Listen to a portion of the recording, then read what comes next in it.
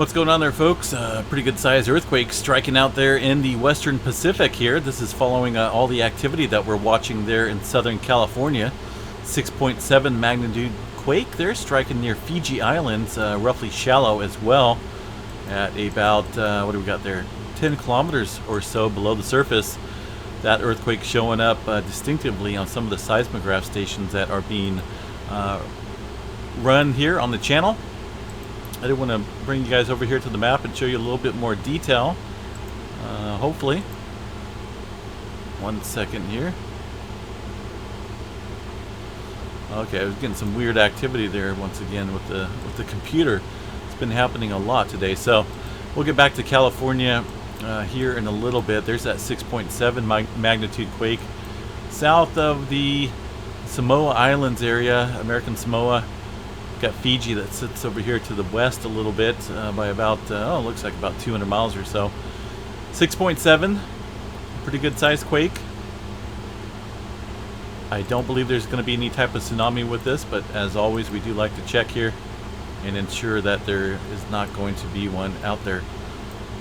There's the latest there. UTC time shows at October 1st, because technically it is tomorrow with UTC.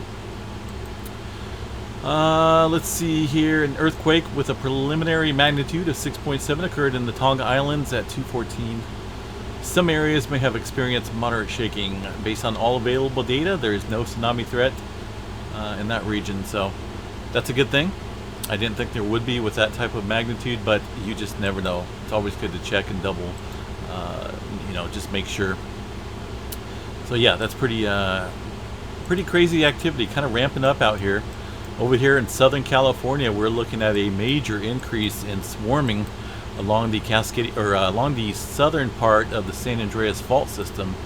I do need to bring back all magnitudes so we can see the massive scale of earthquakes that are taking place out here in this area. Look at this. When I first did that update video about an hour or so ago, I was sitting at about 18 earthquakes there because I thought the magnitudes were quite high for a start of an earthquake swarm. Now we're up to 152 earthquakes here in this region. That's a pretty good size increase, and these are not just microquakes that are taking place out there, folks. We've had almost a borderline 5.0 quake struck. It's kind of buried underneath this massive amount of quakes now. There's that 4.9, originally a 5.2 magnitude quake, was downgraded. This is not your typical swarm that we see out here. Yes, we do see lots and lots of swarms out here in this region and areas to the north, and quite frankly anywhere here in Southern California. But what's got me a little bit on the concern side is the magnitudes, the amount of multitudes. Yes, there's a lot going on, but the magnitudes are increasing in size. There's a lot of pressure being built up out here along this part of the San Andreas Fault. This here is the Brawley seismic zone, which is kind of like an extension fault of the San Andreas fault zone here. This dark line that runs up here through Palm Springs. This is the southern section of the San Andreas fault, a fault area that has been building up pressure for about 300 years or so in this specific area. And imagine all the movement that we've had around this locked area over the past 300 years. Eventually something's going to have to happen. There's that spring that's been wound so tightly down here that eventually, if you have someone knocking on the door down here like we have here, it could open up that door and make a full rupture of the southern part of the San Andreas Fault, potentially producing an 8.0 magnitude quake. There's a lot of information out here on this southern part of the San Andreas. A lot of studies have been done looking at regular intervals between 200 and 300 years of the southern branch of the San Andreas Fault here. That's a pretty good length of time. The other areas just to the north of the southern branch had seen some earthquakes back in 1857 and 1812, some pretty good sized ones, but we haven't seen any major releases there on the southern branch in quite some time. And that An 8.0, folks, is what they're guesstimating that could happen there. Here's a Wikipedia article I want to show you guys real quick. This, of course, the San Andreas Fault System is a major plate boundary between the North American plate over here and the Pacific plate, which includes Los Angeles and the Pacific Ocean there to the west. I scooted down here to where we talk about the southern part of the San Andreas Fault here. It begins technically there in Bombay Beach, California, near the Salton Sea, and contains a lot of, what is that, strata. Okay, we're not going to go into all that. And then it runs up along the southern base of San Bernardino Mountains and near Palmdale.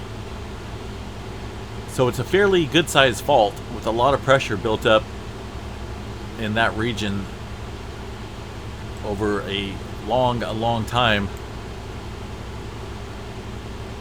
Let's see, what do we got here? I'm kind of missing. Okay, here we go. The southern segment, which stretches from Parkfield in Monterey County. Okay, wow. All the way to the Salton Sea region. So a little bit further. I must have been reading something else here. What do I got here? Okay, never mind. Is capable of producing an 8.1 magnitude earthquake right there, folks. And it potentially could be higher. This is just their estimate. You know, the further and longer that we sit out here with no release of pressure, the bigger it's going to be. At its closest, this fault passes about 35 miles to the northeast of Los Angeles. Such a large earthquake on this southern segment would be a devastating earthquake for billions, or well, not billions of people. It would be devastating to a lot of people and cause billions of dollars in damage out there. So an 8.1 in that region is not something you want to see. It would be quite a bit of devastation there. Let's see, I need to go down here. I've seen another segment here that I wanted to read to you guys. It talks about the next big one. I've been hearing that since I was a kid back in the 80s. A lot of time has passed. A lot of built-up pressure has passed. So I talked about earthquakes that have occurred on the northern section, which is San Francisco, and also in the southern or central section in 1857. There has not been any similar rupture for at least 300 years on the southern part of the San Andreas Fault. At least 300 years, folks. According to the study, it talks about, you know, a lot of damage and whatnot. I think we all can agree on that. That will cause damage. The information available suggests that the fault is ready for the next big earthquake, but exactly when the triggering could be the swarming that's going on, right? When you got that locked section there and you got someone stomping and knocking at your door after being built up for over 300 years, what do you think is going to happen? And again, these are not microquakes that are taking place down there, folks. These are light to moderate quakes in rapid succession there. It's just like bam, bam, bam, bam, one after another.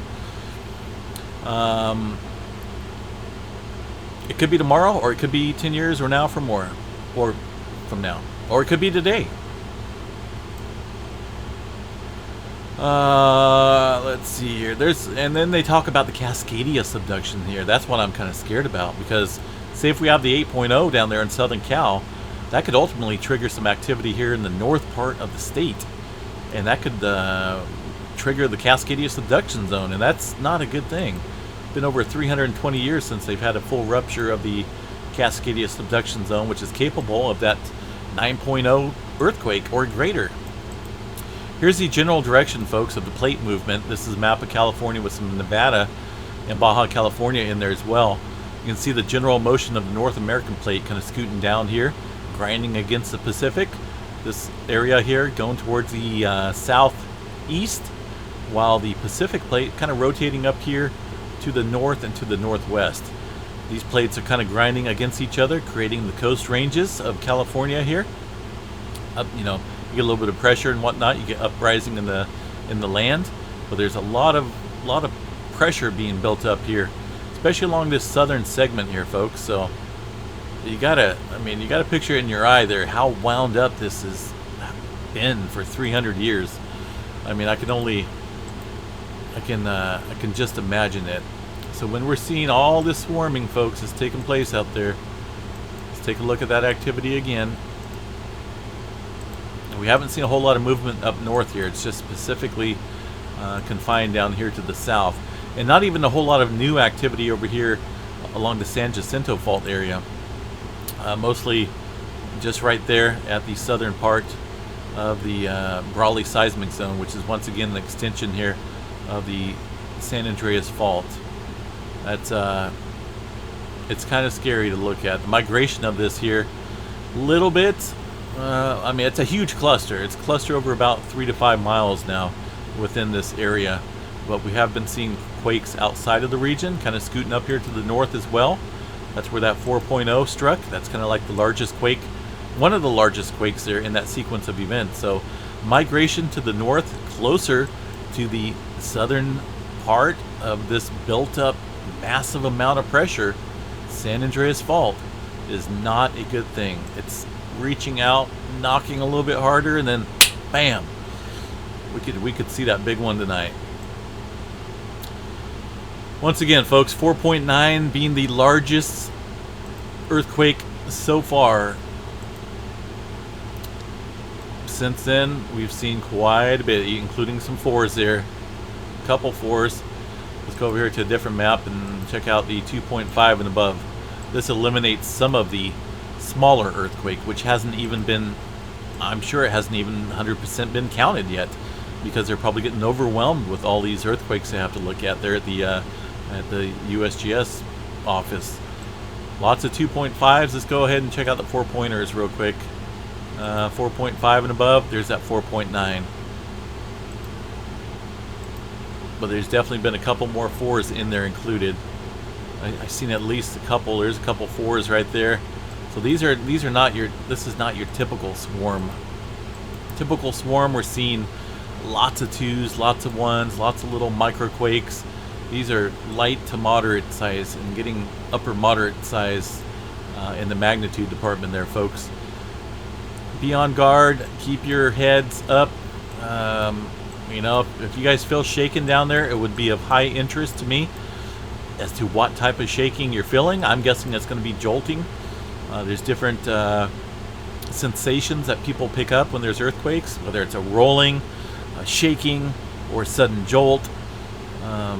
I would like to hear, so please mention it in this video or in comments or on the live stream, wherever you want to. Just kind of let us know what you're feeling out there if you live around the Brawley area or anywhere down there where you're feeling these quakes. So I'm sure the folks, well, within these regions are definitely feeling some of the 4s, no doubt. Anyway, folks, I'm going to jump off here, get back over here to the live stream. I did want to cover that 6.7 quake. You can see all those earthquakes continuing there on the seismic graph there near Southern California. That's Barrett, California. It sits a little ways away from the activity that we're seeing, but not too much. Any activity we do see is still will still show up on that graph. Also, any large ones will show up on the Parkfield region to the north of this area, kind of like a couple of them did. So yeah, we'll see if this activity dies down with that 6.7 that we just seen out there in the Pacific. I don't think it will. It's still looking pretty active in the earthquake department there, and yeah, I don't even know what to say. There's a lot of activity going on, so much that it's sucking up all the earthquakes from over the last, I have it set to the last 36 hours now. There's so many on the globe that it's taken away the flags for the other ones here. It's kind of weird how it does that, so I have to keep bringing it back to the last, that's about 2 days now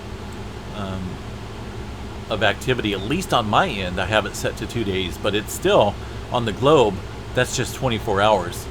I just have to keep the threshold higher and higher in the hours just because of all these quakes there happening in Southern California. So be on guard, folks. I am going to be monitoring the live stream here the majority of the night. So yeah, we'll chat you guys in a little bit.